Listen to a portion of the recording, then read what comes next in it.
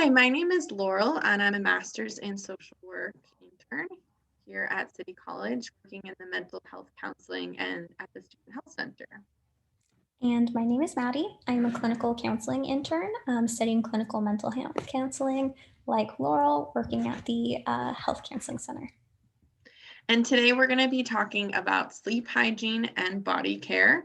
Sleep hygiene is really just a fancy way of saying, are you getting a good night's sleep? How is your sleep? And how can we improve it together? And that's really our first question that we kind of want you to be thinking about throughout this whole presentation. How is your current sleep routine and body care? Are you waking up feeling really rested, ready to conquer the day? Or are you feeling groggy, sleepy, kind of is your body feeling stiff? And we're going to give you some ideas and tools to maybe help if you're not getting an ideal night's sleep. So before we get into those tips and tricks, the first thing we want to do is kind of lay a base for what sleep is. So in front of you, you have some common myths about what sleep is or isn't, and we're just going to go over those, why they are correct or incorrect. So the first myth is that how long you sleep is all that matters. Really, it's not just about quantity, although quantity does matter, but also about the quality of sleep. A lot happens during the sleeping process, and we want to make sure that that process is efficient as possible. The second is the myth that your brain shuts down during sleep.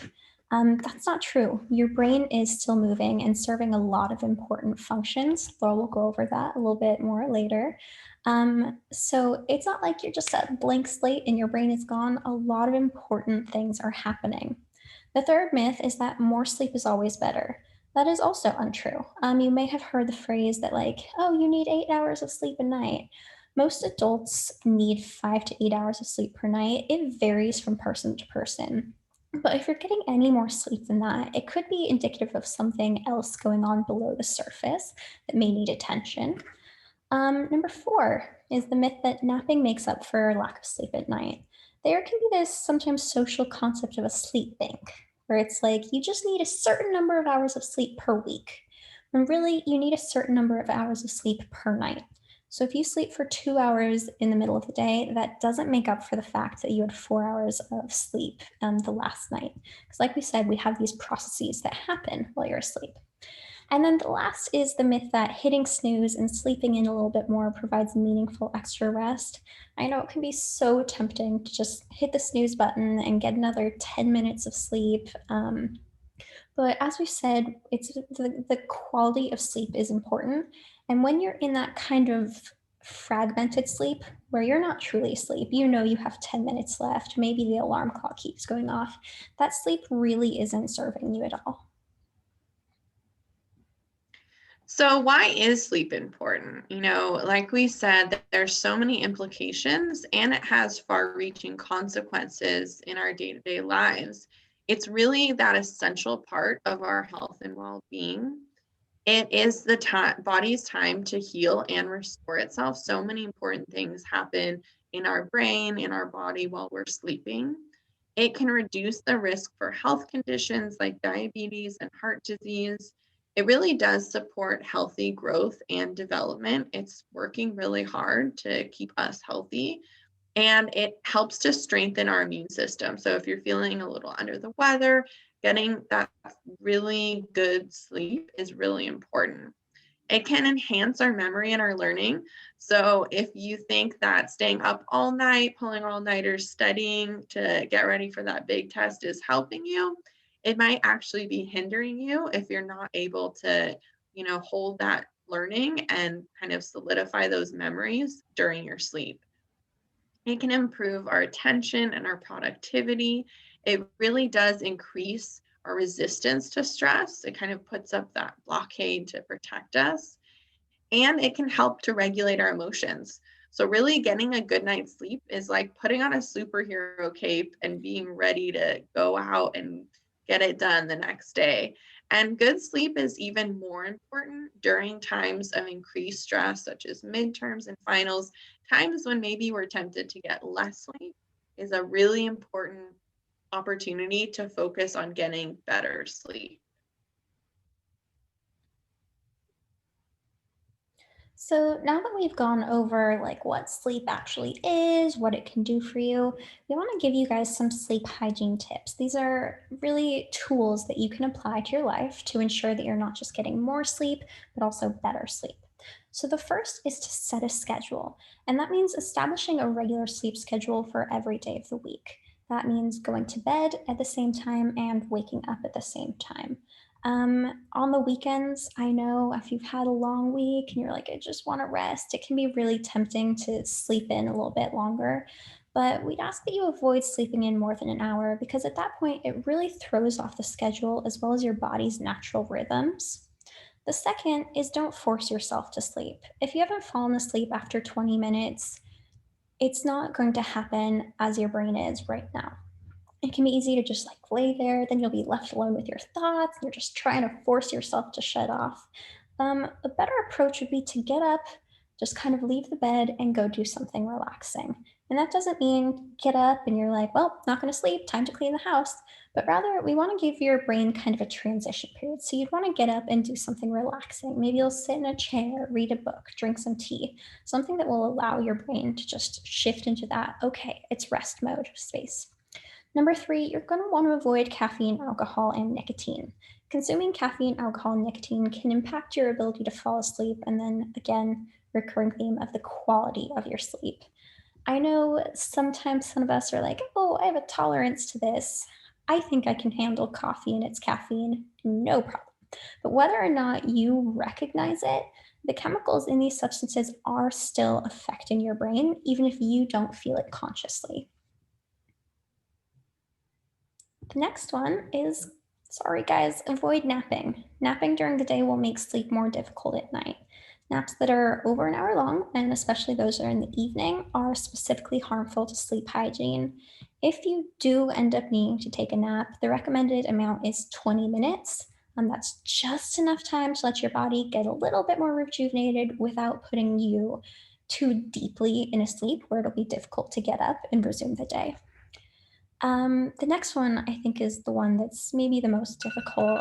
It's to use your bed only for sleep. So you're going to want to teach your body to associate your bed with rest and sleep.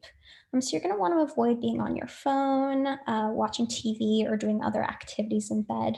And when I say avoid being on your phone, I don't mean just having it on your hand. I mean even charging on the nightstand next to you, because at that point it'll be really tempting to reach over, check the alarm. Maybe you'll get a notification. And the whole point of this is really just to teach your body that bed is a space for rest and relaxation. It's not a space for doing homework and being stressed out about tests. It's not a space for scrolling through social media and kind of getting a little agitated, maybe. And then the last is just exercising and eating well. A healthy and nourishing diet and exercise can lead to better sleep. However, when things can be taken to an extreme, that's when they don't provide the benefit that they normally would. So we'd also encourage you to avoid intense exercise and big meals for about 2 hours before going to bed. Then we've got our last two little tips here.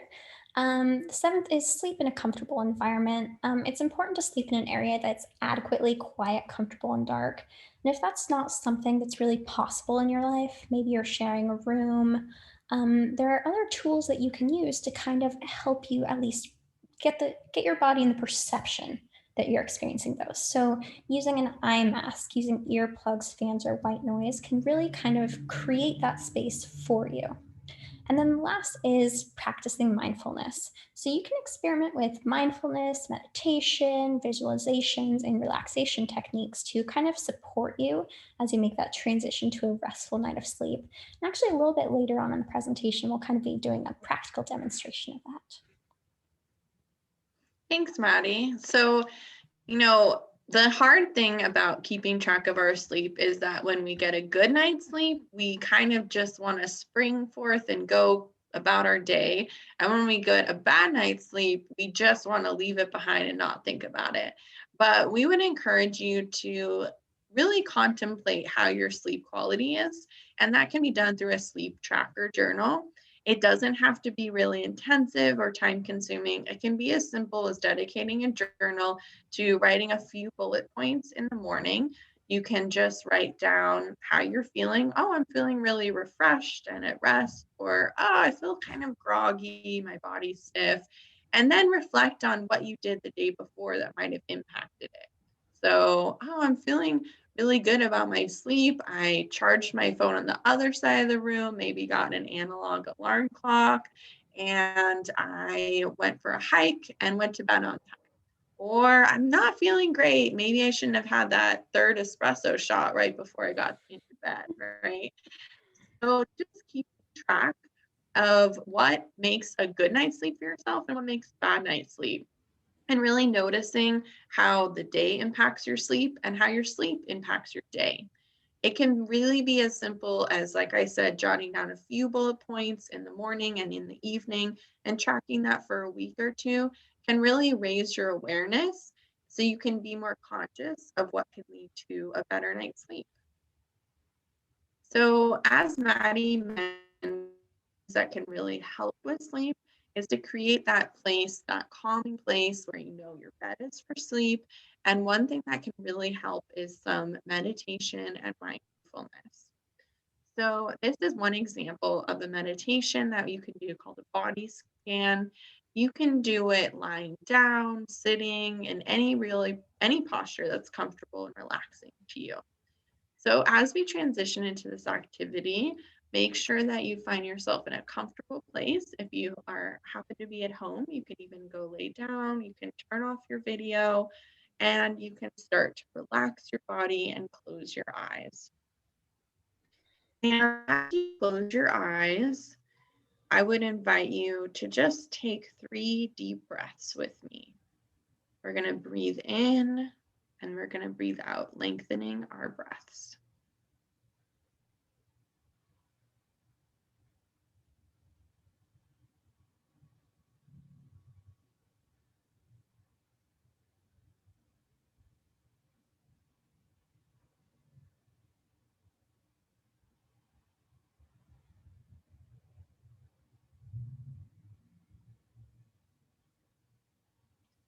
And begin to bring your attention into your body. If you feel comfortable, as I said, you can rest your eyes. You can notice your body seated, wherever you're seated, feeling the weight of your body on the chair, on the floor, on the bed. Take a few more breaths, really deepening into your breath.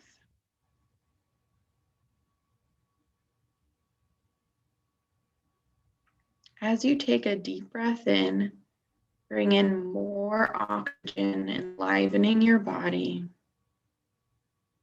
And as you exhale, have a sense of relaxing more deeply. You can notice your feet on the floor. Notice the sensations of your feet touching the floor, the weight and the pressure. You can notice your legs against the chair, the pressure, the heaviness and lightness. Notice your back against the chair. Bring your attention into your stomach. If your stomach is tense or tight, let it soften, filling up with a big breath.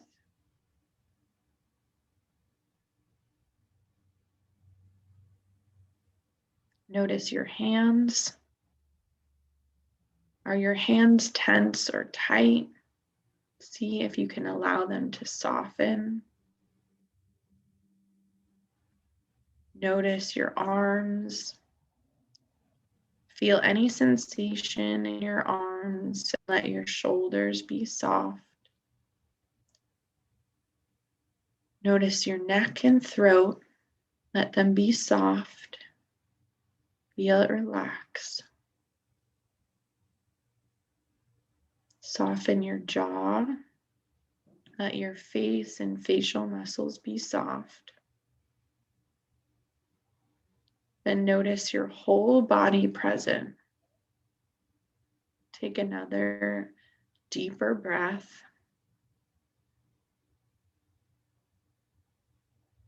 be aware of your whole body as best you can. And we'll take 3 deep breaths together.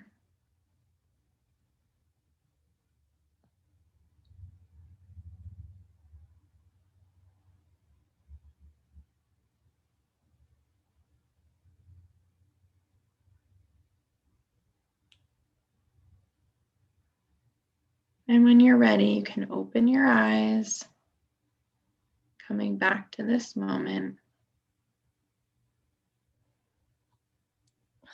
Thank you, Laurel. So relaxing.